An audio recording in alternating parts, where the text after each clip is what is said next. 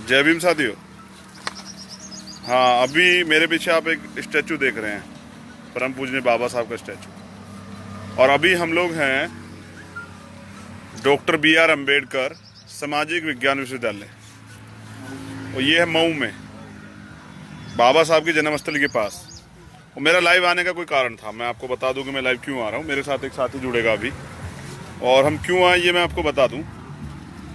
मैं आपको जानकारी के लिए बताऊं, 93 में, हाँ, 1993 में मऊ में बाबा साहब के नाम से एक रिसर्च सेंटर बना, और वो भारत का पहला रिसर्च सेंटर था जो बाबा साहब के नाम से, एकमात्र। 2014 में उसको यूनिवर्सिटी बनाया गया, डॉक्टर B.R. अम्बेडकर सामाजिक विज्ञान विश्वविद्यालय बनाया गया। सामाजिक विज्ञान विश्वविद्यालय तो बनाया गया, लेकिन कुछ चीज़ें उससे में चेंज कर दी गई। उसका एक अपना मैनिफेस्टो था, संविधान था जब ये बनाया गया था। अब उसके साथ छेड़खानी हो रही, बड़े पैमाने पर छात्रों की बड़ी शिकायतें हैं। मेरे साथ एक साथी जुड़ेगा, मैं आपको पहले ये बाबा साहब की स्टैचू दिखा दूं।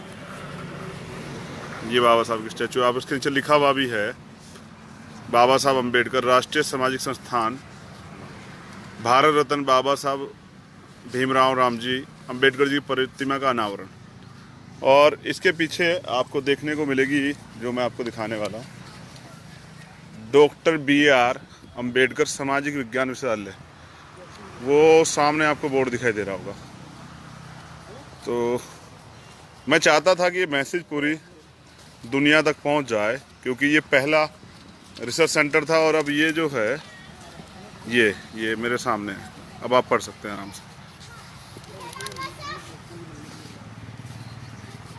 तो अब ये पहली सामाजिक विज्ञान विश्वविद्यालय बन चुका है, लेकिन वास्तविकता क्या है, हकीकत क्या है इसकी, और यहाँ क्या चल रहा है, ये मैं आपको बताने का प्रयास करूँगा। तो चलिए, मेरे साथ हैं, क्या नाम है आपका? मनोज वास्केल, मेरे साथ है Manoj Vaskal, PhD research scholar. ये PhD रिसर्च स्कॉलर हैं। कौन से सब्जेक्ट पे? समाज कार्य विषय। समाज कार्य विषय पे। मैं चाहता हूँ कि आप इनको सुने, और बहुत ज़रूरी है इनको सुनना, क्योंकि जो इन्होंने मुझे बताया, मैं चाह रहा था आप लोगों तक पहुँचा दूँ। क्योंकि अगर ये जानकारी आपको नहीं पहुँचेगी तो आपको जानकारी नहीं होगी कि आपके अधिकार लुट रहे हैं, छीन रहे हैं, और लोग उनको बड़ी आसान से छीन पा रहे हैं, क्योंकि आपको समझ ही नहीं आ रहा कि हो क्या रहा है। तो अब जो आगे की घटना आप सुनेंगे वो वास्कल के द्वारा सुनेंगे। वास्कल, बताओ क्या चल रहा है? मेरा नाम मनोज वास्केल है, मैं PhD रिसर्च स्कॉलर हूँ, और पिछले 3 साल से मैं इस विश्वविद्यालय में नियमित शोधार्थी हूँ और RGNF हूँ, और यहाँ मैं PhD कर रहा हूँ। PhD करते करते मुझे 3 साल हो गए हैं, लेकिन आपको जानकर आश्चर्य होगा कि मुझे 3 साल हो गए हैं, आज तक मुझे गाइड नहीं मिला जिसके अंतर्गत मैं PhD कर सकूँ। इस विश्वविद्यालय, जब ये विश्वविद्यालय बना सन 2014 में, पहले ये राष्ट्रीय शोध संस्थान था, अभी ये सामाजिक विज्ञान विश्वविद्यालय है। अभी विश्वविद्यालय बना, विश्वविद्यालय बनने के बाद में यहाँ पर 2014 के बाद में जो है यहाँ के कुलपति चेंज हुए। पहले कुलपति थे डॉक्टर R.S. कुरील, उनको किसी कारणवश हटा दिया। शासन प्रशासन ने उनके ऊपर कई आरोप लगाए और उन्हें हटा दिया गया। इस विश्वविद्यालय का उद्देश्य है समाज के शोषित, पीड़ित, वंचित समाज के छात्र छात्राओं को निःशुल्क और गुणवत्तापूर्ण शिक्षा दिलाना। लेकिन जब ये 2014 में बना, उसके बाद में इस विश्वविद्यालय में ब्राह्मणवाद शासन लागू हो गया, और यहाँ हमें किसी प्रकार की सुविधाएं नहीं दी जा रही। तुम कुछ बता रहे थे वास्तव कि पहले जो इसका संविधान था उसमें ये लिखा हुआ था कि यहाँ जो SC ST OBC के लोग जो है कुलपति और अन्य कुल सचिव, अन्य इन पदों पर रह सकते हैं। ये क्या है? हाँ, जब ये संस्थान था, शोध संस्थान था, राष्ट्रीय शोध संस्थान था, तब यहाँ पर एक कानून चलता था। अच्छा। वो कानून ये था कि जो SC ST का होगा वही यहाँ पर कुलपति और कुलसचिव बन सकेगा। अच्छा। लेकिन जब विश्वविद्यालय बना तब ऐसा नहीं था। अच्छा। विश्वविद्यालय बनने के साथ ही यहाँ की जो शोध संस्थान की जो सुविधाएं थी वो खत्म हो गई। अच्छा, कैसी सुविधाएं खत्म कर दी गई? जैसे यहाँ कुलपति SC का बन सकता था। अब कौन है? अभी यहाँ आशा शुक्ला मैडम है। आशा शुक्ला। हाँ। अच्छा। यहाँ के कुल सचिव मनोज तिवारी जी हैं अभी यहाँ पर। अच्छा। हाँ। और अभी लेटेस्ट हमारे पास लेटर आया है, मैं लाया नहीं हूँ। उस लेटर में लिखा है कि आपको जो है विश्वविद्यालय छोड़ना पड़ेगा। आपको 3 साल हो गए हैं, आपके लिए गाइड की व्यवस्था हम यहाँ पर नहीं करा सकते। अच्छा। समाज कार्य विषय में यहाँ पर आपके पीएचडी गाइड नहीं है, ये गाइड नहीं मिल रहे, इस वजह से आपको रीवा विश्वविद्यालय में ट्रांसफ़र किया गया है। तो इससे तो बड़ी कठिनाई होने वाली है आपको। बिल्कुल, ऐसे मैं अकेला नहीं हूँ, यहाँ पर करीब 350-400 छात्र हैं। अच्छा। जिनको कहीं रीवा भेजा जा रहा है, कहीं भोपाल बरकतुल्ला विश्वविद्यालय भेजा जा रहा है, कहीं इंदौर देवी अहिल्या विश्वविद्यालय भेजा जा रहा है। अब बताइए, अगर इस विश्वविद्यालय में हम जैसे छात्रों को, गरीब छात्रों को पीएचडी नहीं कराई जाएगी और हमारा 3 साल समय बर्बाद होने के बाद में हमें बोला जाएगा कि आप यहाँ से जा सकते हैं, दूसरे विश्वविद्यालय में आपको ट्रांसफ़र किया गया है, वहाँ अगर हमारे साथ में किसी प्रकार का गलत व्यवहार होता है तो हमें कौन देखने आएगा, कौन सुनने आएगा? अगर वहाँ उन्होंने पीएचडी कराने से मना कर दिया तो मेरा तो भविष्य खराब हो जाएगा ना। 3 साल तो खराब अच्छा, हो गए। मैं तुमसे जानने का प्रयास कर रहा हूँ, तो क्या यहाँ जहाँ आप पढ़ रहे थे तो यहाँ आपको लगता था कि यहाँ इस संस्थान में हाँ। आपको जो आप रह के पीएचडी कर पाएंगे आराम से, ऐसा उम्मीद थी आपको? आज आपकी उम्मीद है क्या टूट रही है? बिल्कुल, आज मेरी क्या, सारे छात्रों की उम्मीदें टूट रही है आज सब। अच्छा, वजह ये आपके है, पापा क्या करते हैं? मेरे पिताजी जो है कृषि मजदूरी करते हैं साहब। अच्छा। हाँ, कृषि मजदूरी करते हैं मेरे हाँ, पिताजी। वागले जो है, क्या नाम बताया? मनोज वास्केल। मनोज वास्कल जो है, इनके फादर कृषि का काम करते हैं। तो आप समझिए कि हम जो शोषित पीड़ित लोग हैं, हम भी चाहते हैं कि हम लोग पढ़ें, और जो व्यवस्थाएं पढ़ने के लिए हमारे लिए बाबा साहब ने की हैं, तो वो आज उनको ख़त्म किया जा रहा है। जब ऐसे नौजवान नहीं पढ़ पाएंगे तो क्या समाज, कैसे समाज का भला करेंगे, कैसे सिस्टम में आएंगे, कैसे अपने लोगों की आवाज़ उठा पाएंगे? थोड़ा सा सोचना पड़ेगा आपको। मनोज की पीड़ा आप समझ सकते हैं। मनोज के साथ 350 लोग ऐसे हैं, 350 बच्चे ऐसे हैं जो पीएचडी कर रहे हैं, कल देश का भविष्य है। उनको, उनकी पीएचडी में बाधा उत्पन्न की जा रही है, उनको रोका जा रहा है, उनको भेजा जा रहा है दूसरे विश्वविद्यालयों में। अगर वहाँ उनके साथ अच्छी पढ़ाई नहीं हो पाती या उनको वहाँ भी गाइड नहीं मिलता तो उनका फ्यूचर खराब होगा। तो ये बड़ी मनोज, तुम कहना कुछ कहना चाह रहे हो? एक संदेश देना चाह रहा हूँ सर आपके माध्यम से। मेरा एक संदेश है तमाम बाबा साहब के नाम से संगठन चलाने वाले साथी, जय भीम बोलने वाले साथी। बाबा साहब के विश्वविद्यालय देश में कई हो सकते हैं, ये मैं मानता हूँ, लेकिन महू में, चूँकि महू में बाबा साहब का जन्म हुआ है, इसलिए महू की जो विश्वविद्यालय है डॉक्टर बाबा साहब अम्बेडकर के नाम से, उस विश्वविद्यालय में अगर किसी भी प्रकार की समस्या आती है तो उस पर गौर करना पूरे देश के अम्बेडकरवादियों को करना चाहिए, और गौर ही नहीं करना चाहिए। जो समस्याएं इस विश्वविद्यालय में है, इस समस्याओं को समाधान के लिए बाकी तमाम संगठन के साथियों को भी सहयोग करना चाहिए। जिस प्रकार आज भीम आर्मी के चीफ हमारी मदद कर रहे हैं, उस प्रकार बाकी संगठन के साथियों को भी हमारी मदद करना चाहिए, और इस विश्वविद्यालय के संविधान को बचाना चाहिए। इस विश्वविद्यालय में पढ़ने वाले छात्रों को भी बचाना पड़ेगा। मनोज, हम 350 छात्र यहाँ से चले जाएंगे, उसके बाद में ये विश्वविद्यालय बंद हो जाएगा। तो क्या आप चाहते हैं कि महू का विश्वविद्यालय, जहाँ बाबा साहब का जन्म हुआ था, वो विश्वविद्यालय बंद हो? जब छात्र ही नहीं रहेंगे तो विश्वविद्यालय तो बंद होगा ना। मनोज का सवाल बड़ा है। मनोज का सवाल ये है कि अगर बच्चे नहीं रहेंगे तो विश्वविद्यालय बंद हो जाएगा, तब हम कहाँ जाएंगे? तब ये यूनिवर्सिटी नहीं रहेगी। सवाल ये है कि बाबा साहब के नाम पे चलने वाली संस्थाएं अगर बंद हो जाएंगी, और वो भी वहाँ जहाँ बाबा साहब पैदा हुए, कैसे चल पाएगा? बड़ा कठिन है। मेरा बस आपसे इतना कहना है, और मैं यहाँ जो लोग इसे सुनेंगे, क्योंकि मेरे बाद इसे पूरे देश के लोग सुनेंगे और साथी से शेयर भी करेंगे, मैं आपको इतना बता दूँ, मनोज अकेला नहीं है। मनोज के साथ 350 ऐसे लोग हैं, साथी हैं, बच्चे हैं जो पीएचडी कर रहे हैं, उनका भविष्य खतरे में, और ये नहीं होने दिया जाएगा किसी भी तरह से। हमारी मांग ये है सर कि हमें यही गाइड उपलब्ध कराएं। इनकी मांग ये है, हमारी मांग यही है कि जो महू का विश्वविद्यालय है वहीं पर हमें गाइड उपलब्ध कराया जाए, और हमारी पीएचडी यहाँ पर 2 साल और बचे हैं, पूरा करवाया जाए।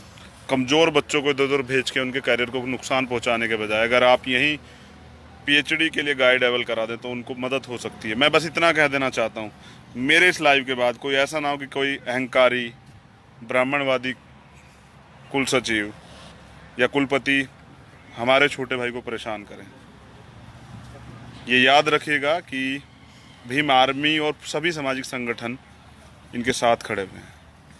इनको परेशान ना किया जाए, इनकी मदद की जाए। अगर ऐसा करने का कोई प्रयास करेगा तो याद रखिएगा, हम संविधान को मानते हैं, लेकिन ऐसा ना हो कि मऊ बंद करना पड़े और मध्य प्रदेश बंद करना पड़े। सरकार को सोचना पड़े, हम अपने अधिकारों को छीनने नहीं देंगे। मैं चाहता हूँ इसे आप ज़रूर सुने, इस लाइव के बाद सुने। जो लोग अभी नहीं सुन पा रहे बाद में सुने। बड़ी समस्या है, सब कुछ है। अगर बाबा साहब ना होते तो क्या हम लोग होते?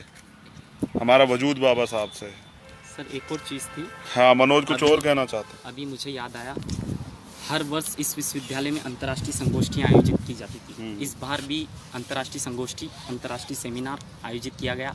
3 विदेशी जो है वक्ता यहाँ पर बुलाए गए, लेकिन अकारणवश और तत्काल जो है ये अंतर्राष्ट्रीय संगोष्ठी बंद कर दी गई। किसने बंद की? यहाँ वीसी और रजिस्ट्रार मैडम ने जो है निरस्त कर दिया गया, पोस्टपोन करवा दी। वो नहीं चाहते यहाँ पे जो है बाबा साहब अब के नाम पर बताइए, प्रोग्राम। जहाँ पर पीएचडी कर रहे हैं लड़के लड़कियाँ, वहाँ पर अगर संगोष्ठियाँ नहीं होगी, सभा नहीं होगी, कॉन्फ्रेंस नहीं होगी, तो छात्र अपना सोच कैसे पूरा करेगा? और खासतौर पे बाबा साहब की जयंतियाँ क्यों बंद करवाई जा रही है उसी विश्वविद्यालय में जहाँ पर पढ़ रहे हैं? जहाँ बाबा साहब के नाम से जो रिसर्च सेंटर और विश्वविद्यालय है, वहीं बाबा साहब पे संगोष्ठियाँ नहीं होंगी, वहीं बाबा साहब के विचारों का प्रत्यावेदन नहीं किया जाएगा, वहीं बाबा साहब के विचारों को नहीं फैलाया जाएगा। और 3 बड़ा क्वेश्चन बना है कि 3 बड़े बुद्धिजीवी विदेश से यहाँ आने वाले थे, इस पे चैप्टर देने, इस पे अपनी बात रखने, यहाँ के जो पीएचडी करने वाले बच्चे हैं, छात्र छात्रा हैं, उनको समझाने के लिए, उनको प्रेरणा देने के लिए उनको रोका गया है। जानबूझकर जो यहाँ का प्रोग्राम कैंसिल किया गया। आप मुझे बताएं, कहाँ अगर बाबा साहब की यूनिवर्सिटी में प्रोग्राम नहीं होगा बाबा साहब के जन्मदिन पे, जो हमारी आस्था से जुड़ा हुआ है, कहाँ पर होगा? कांग्रेस दफ्तर में, बीजेपी के दफ्तर में, संघ के कार्यालय में कहाँ होगा? एबीपी के कार्यालय में कहाँ होगा? समझना पड़ेगा कि अगर बाबा साहब के विश्वविद्यालय में बाबा साहब संगोष्ठी नहीं होती तो कहीं और नहीं होगी। बाबा साहब का जय भीम बोलने से ये जो पार्टियावाज बाबा साहब को याद कर रही है, इसलिए कर रही है कि वो उनसे जुड़े वोट बैंक को कब्जाना चाहती है। हमारा उद्देश्य ये है कि पूरे देश में जो चल रहा है वो सब लोग पता जाना चाहिए। ये बड़ा सवाल है, मैं चाहता हूँ उसको, इस पर आप अपनी राय रखें और ये सभी लोगों तक पहुँचाए। पहला सवाल कि यहाँ संविधान में SC ST OBC के ही कुलपति और कुलसचिव हो सकते हैं, तो उसको बदला गया है। दूसरा, यहाँ के बच्चों को यहाँ से भेजा जा रहा है, यानी कि यूनिवर्सिटी को बंद करने की साजिश हो रही है। और तीसरा, यहाँ बाबा साहब के जन्मदिन पे कल प्रोग्राम था, उसको जानबूझकर कैंसिल किया गया है। अब समझने की बात है एक और चीज़, मैं आप इसमें एक और चीज़ जोड़ देता हूँ। SC ST आयोग हमारा है, हमारे लिए काम होंगे। चेयरपर्सन वहाँ बैठे हुए हैं ब्राह्मणवादी लोग, वो क्या हमारा भला करेंगे भाई? आपको समझना पड़ेगा, हमारा नाम रह गया है, इसका आनंद दूसरे लोग ले रहे हैं। हमें इस पे लड़ना पड़ेगा। और हम लोग, अब ये चुनाव खत्म हो जाएगा, राजनीतिक लोग घर बैठ जाएंगे, तब हम इस पे लड़ेंगे। लेकिन अभी भी मैं यहाँ की पूरी भीम आर्मी की टीम को ये निवेदन कहता हूँ और ये आदेश भी देता हूँ कि अगर कभी इनके साथ कोई भी प्रॉब्लम्स आए तो आप उसमें खड़ा होकर काम कीजिएगा, इनको मदद कराएगा, इनको अकेले मत होने दीजिएगा। और इनको ये ना लगे कि अकेले। मनोज, मैं विश्वास दिलाता हूँ कि हम सब लोग आपके साथ हैं, आपके साथ कोई भी अन्याय नहीं होने दिया जाएगा। इस मामले पे अगर आंदोलन करना पड़ा, धरना करना पड़ा, जेल जाना पड़ा, कुछ भी करना पड़ा, तो भीम आर्मी की टीम यहाँ मदद करेगी। आप लोग सपोर्ट करेंगे सब लोग? बिल्कुल। भीम आर्मी के साथ मेरे और भी साथी जुड़े हैं, लेकिन मेरे परिवार का हिस्सा है, तो वो भी, उन्होंने भी वादा किया है कि वो भी जो हैं इसमें मदद कराएंगे। ऐसे एक छोटे भाई मेरे साथ हैं, वो उन्होंने वादा किया कि वो मदद कराएंगे और वो प्रयास करेंगे इस लड़ाई को कमजोर ना पड़ने दे। तो इसी तरह से जो है हमारे सामाजिक संगठनों का उद्देश्य होना चाहिए कि हमें अपने जो भी प्रॉब्लम्स हमारे साथ चल रही हैं, जहाँ भी चल रही हैं, बाबा साहब से जुड़ी हुई कई संस्थानों में या कई अन्य उसमें, तो उस पर हमें काम करना पड़ेगा। जय भीम आर्मी। फिर आपसे मुलाकात होगी। बड़ा अच्छा स्टैचू था, मैं आपको दिखाने का प्रयास कर रहा था, बड़ा अच्छा स्टैचू है ये, लेकिन हम स्टैचू की लड़ाई नहीं लड़ पाएंगे। कब तक लड़ेंगे स्टैचू की लड़ाई? अब अधिकारों की लड़ाई लड़ी जाएगी, उसके लिए भीम आर्मी बड़ी मजबूती से काम करेगी। और हमारा उद्देश्य है कि बाबा साहब से जितने भी रिलेटेड मामले हाँ, 2 अप्रैल की ताकत दिखानी पड़ेगी, बिल्कुल दिखानी पड़ेगी। एक्चुअली अगर आप जीना चाहते हैं, साहब का आशीर्वाद ये कहते हैं कि मुर्दा लोग मिशन नहीं चलाते और जिंदा लोग रुकने नहीं देते। अगर आप चाहते हैं कि बाबा साहब का सपना पूरा हो, साहब का आशीर्वाद का सपना पूरा हो, इस स्टैचू, ये जो स्टैचू है जिस महापुरुष का, उनका काम पूरा हो, तो आपको लड़ना पड़ेगा, आपको आना पड़ेगा ज़मीन पे। एसी में बैठ के काम नहीं चलेगा, आपको आके उनकी बात को सुनना पड़ेगा, उनके लिए उनको विश्वास दिलाना पड़ेगा। कुछ लोग हैं ईमानदार से, और हमारी ताकत ईमानदारी है। हम लोग अगर आज जिंदा हैं और काम कर रहे हैं, तो मेरे पीछे आप अभी फिर स्टार्टिंग जैसा माहौल बन गया बाबा साहब के स्टैचू है। हम हैं तो इनकी वजह से, और जब तक हम हैं इनकी आइडियोलॉजी के साथ समझौता नहीं करेंगे। जो इन्होंने कहा वो सत्य है, हम उसी पे काम करेंगे। समता मूलक समाज तब बनेगा जब SC ST OBC माइनॉरिटी के लोग, आदिवासी लोग मजबूत होंगे। सामाजिक परिवर्तन, आर्थिक मुक्ति का आंदोलन बहुत बड़ी मजबूती से बीमारी में चलाएगी। कहीं भी एट्रोसिटी होगी, हम लोग लड़ेंगे। गिगराज, आप लोग तैयारी कीजिए, जून में हम लोग आ रहे हैं राजस्थान, मध्य प्रदेश और राजस्थान दोनों में, 2 अप्रैल से जुड़े सभी मामलों में और एक दो मामले और हैं, जैसे कि मेरे साथ एक साथी थे, अभी मुझे दिखाई नहीं दे रहे हैं, वो मुझे कह रहे थे कि भैया मऊ में जो बाबा साहब की जन्मस्थली उसको राष्ट्रीय स्मारक घोषित किया जाए। तो जो ऐसे मुद्दे हम उन पर लड़ेंगे और उन बड़ी मजबूती से लड़ेंगे। हमारा काम है संघर्ष करना। बाबा साहब ने हमें शिक्षित बनो, संगठित बन रहो, संघर्ष करना सिखाया है। अब हम स्वाभिमानी बनेंगे, संघर्ष भी करेंगे और अंतिम समय तक लड़ेंगे। जय भीम आर्मी। और इसमें ऐसा नहीं है कि हम अकेले हैं, एस सी के लोग हैं, ओबीसी समाज के रविंद्र भाटी जो गुजर समाज से हमारे भाई भी हमारे साथ है यूपी से। सभी छात्रों को क्रांतिकारी जय भीम। हाँ, ये बहुजन परिवार जो अपने अधिकारों की लड़ाई लड़ेगा। फिर आपसे मुलाकात होगी। मेरे साथ मैं एक चेहरा और दिखा दूं, सुनील हंसते हैं, छोटे भाई भीम आर्मी के प्रभारी हैं। अच्छा, मेरे साथ जो है विनोद यादव अम्बेडकर हैं, इंदौर जिला अध्यक्ष। मेरे साथ दत्तू मेड़े जो यहाँ के प्रदेश अध्यक्ष हैं। अच्छा, मेरे साथ रोशन खांडे हैं, रोशन वर्मा जो इंदौर संभाग उपाध्यक्ष हैं। मेरे साथ जीएस सूर्यवंशी हैं आगर से। और मेरे साथ संजय सोलंकी है मऊ से। मेरे साथ और भी साथी हैं, मजबूत साथी, डॉक्टर हेमंत कुमार मऊ से। तो ऐसे बहुत सारे साथी हैं। ओबीसी से, हाँ, हाँ, ओबीसी समाज से छोटा भाई है मेरे साथ मेरा। सत्यशोधक समाज पूरी अंतर्राष्ट्रीय की टीम भीम आर्मी के साथ है और उनके आंदोलन में साथ। तो गोविंद चौधरी हमारे साथ हैं। तो बड़ी मजबूती से ये लड़ाई जो है, किसी भी मुद्दे पे जो भी आंदोलन का लड़ाई जाएगी। सुनील परमार जी तो हमारे साथ है, छोटा भाई। आइए जय भीम साथियों। सुनील परमार हमारे साथ हैं। भीम सेना मऊ। चलिए, फिर अब मैं इजाज़त चाहता हूँ आपसे, फिर आपसे मुलाकात होगी। मैं वापस लौटूंगा फिर कि कोई मुद्दा होगा तो हम उसके आवाज़ को ज़रूर उठाएंगे और उम्मीद करेंगे सरकार जाग जाए, कोई भी ऐसा कार्य ना करे जो बहुजन समाज के विरोध में हो। जय भीम आर्मी।